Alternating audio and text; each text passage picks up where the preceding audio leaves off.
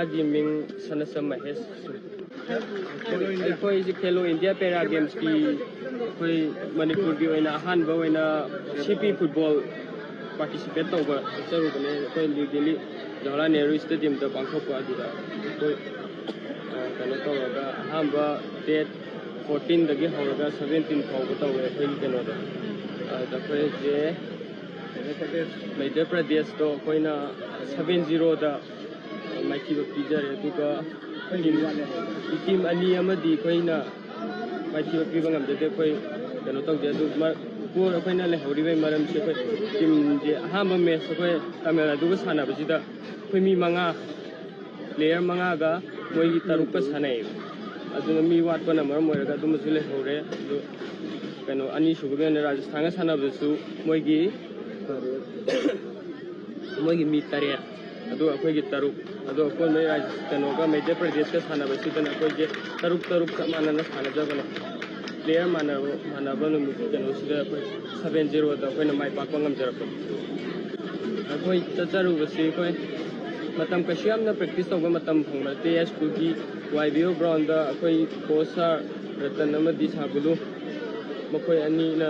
ꯇꯧꯔꯒ ꯑꯩꯈꯣꯏ ꯁꯥꯔ ꯃꯦꯅꯦꯖꯔ ꯁꯥꯔ ꯔꯤꯀꯤꯒꯤꯅ ꯐꯖꯅ ꯀꯩꯅꯣ ꯇꯧꯕꯤꯔꯒ 20 days ꯈꯛ ꯐꯪꯉꯦ ꯑꯩꯈꯣꯏ ꯄ꯭ꯔꯦꯛꯇꯤꯁ ꯇꯧꯕꯩ ꯃꯇꯝꯁꯦ ꯄ꯭ꯔꯦꯛꯇꯤꯁ 20 days ꯈꯛ ꯇꯧꯔꯕ ꯃꯇꯨꯡꯁꯤꯗ ꯑꯗꯨꯃꯥꯏꯅ ꯇꯧꯔꯒ ꯆꯠꯆꯔꯒ ꯑꯩꯈꯣꯏ ꯄꯥꯔꯇꯤꯁꯤꯄꯦꯠ ꯇꯧꯖꯔꯨꯕꯅꯦ ꯑꯗꯨ ꯃꯊꯪꯗꯗꯤ ꯑꯩꯈꯣꯏ ꯃꯊꯪꯗ ꯑꯃꯨꯛ ꯇꯧꯔꯛꯄ ꯃꯇꯝꯗꯗꯤ ꯐꯖꯅ ꯄ꯭ꯔꯦꯛꯇꯤꯁꯇꯨ ꯃꯄꯨꯡ ꯐꯥꯅ ꯇꯧꯔꯒ ꯁꯣꯏꯗꯅ ꯃꯥꯏ ꯄꯥꯛꯄ ꯉꯝꯃꯛꯀꯅꯤ ꯍꯥꯏꯕꯒꯤ ꯊꯥꯖꯕ ꯂꯩꯖꯩ ꯃꯥꯏ ꯄꯥꯛꯅꯕꯁꯨ ꯍꯣꯠꯅꯖꯒꯦ ꯑꯩꯈꯣꯏ ꯃꯤ ꯄꯨꯟꯅ ꯄꯥꯔꯇꯤꯁꯤꯄꯦट ꯇꯧꯔꯤꯁꯦ ꯑꯩꯈꯣꯏ ꯃꯤ 9 ꯆꯠꯆꯕꯅꯦ 9 ꯆꯠꯆꯕꯁꯤꯗ ꯑꯩꯈꯣꯏꯒꯤ ꯁꯥꯟꯅꯕ ꯍꯧꯗ꯭ꯔꯤꯉꯩꯗ ꯑꯩꯈꯣꯏꯒꯤ ꯀ꯭ꯂꯥꯁꯤꯐꯤꯀꯦꯁꯟ ꯇꯧꯕ ꯍꯥꯏꯅ ꯑꯃ ꯇꯧꯋꯦ ꯑꯩꯈꯣꯏꯒꯤ ꯈꯔ ꯌꯥꯝ ꯍꯦꯟꯅ ꯁꯣꯛꯈꯤꯕ ꯀꯩꯅꯣꯁꯦ ꯁꯦꯔꯦꯕ꯭ꯔꯦꯜ ꯄꯜꯁꯤ ꯑꯣꯏꯔꯒꯁꯨ ꯌꯥꯝ ꯍꯦꯟꯅ ꯁꯣꯛꯈꯤꯕꯁꯤꯅ ꯑꯩꯈꯣꯏ F1 ꯍꯥꯏꯅ ꯈꯥꯏꯗꯣꯛꯑꯦ ꯑꯗꯨ ꯈꯤꯇꯪ ꯑꯃꯨꯛ ꯐꯒꯠꯄꯁꯤꯅ F2 ꯍꯥꯏꯅ ꯈꯥꯏꯗꯣꯛꯑꯦ ꯑꯗꯨꯒ ꯈꯔ ꯍꯦꯟꯅ ꯑꯩꯈꯣꯏꯒꯤ ꯁꯣꯛꯑꯒꯁꯨ ꯌꯥꯝ ꯀꯥ ꯍꯦꯟꯅ ꯁꯣꯛꯇꯕ ꯀꯩꯅꯣꯁꯤꯡꯁꯤꯅ ꯑꯩꯈꯣꯏ F3 ꯍꯥꯏꯅ ꯈꯥꯏꯗꯣꯛꯑꯦ ꯑꯗꯨ ꯑꯩꯈꯣꯏꯅꯀꯩꯅꯣ ꯇꯧꯕ ꯀꯥꯟꯁꯦ ꯑꯍꯥꯟꯕ ꯄ꯭ꯂꯦ ꯃꯤ 5 ꯈꯛ ꯁꯥꯟꯅꯩꯁꯦ ꯑꯩꯈꯣই 9 ꯆꯠꯄꯗ F3ꯁꯦ ꯑꯩꯈꯣꯏ ꯃꯣꯏ 3 ꯌꯥꯎꯈ꯭ꯔꯦ मोयना क्लासिफिकेशन तौर मोई मरी लेग्रे F3 जे कनो तौरे प्लेयर जे प्ले सानब F3 जे यावगदबने हाइरे F3 जे याहल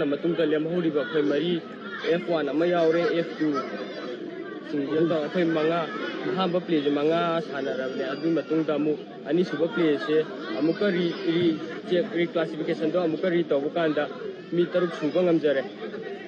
3 सूब सूब कांसिदसु अमुकैना सानबजे मी अमा दुम वाले हाइदि मी दो तरे सानगदबनिनको तरे सानबजे मी अदुम अखोय 3 का 3 का सानरे अदुदसु अखोय लेहौरे अदुगा मध्य प्रदेश का सानबसे मोगिजु क्लासिफिकेशन तौबदा हाइदो हाइजिन तौबदुदा मी अमा वाले मोगिजु 3 अदो अखोयगिसु 3 ओइरे 3 सानब मतम लास्ट की प्ले सिदा खोइना 3 सानबसिदा खोइना 7-0 दा मध्य प्रदेश माइथिबा बिजरम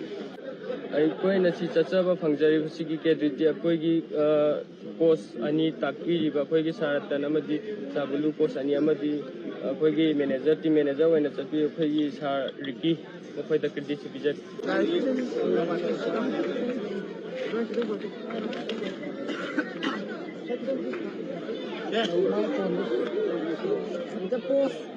क्या देखो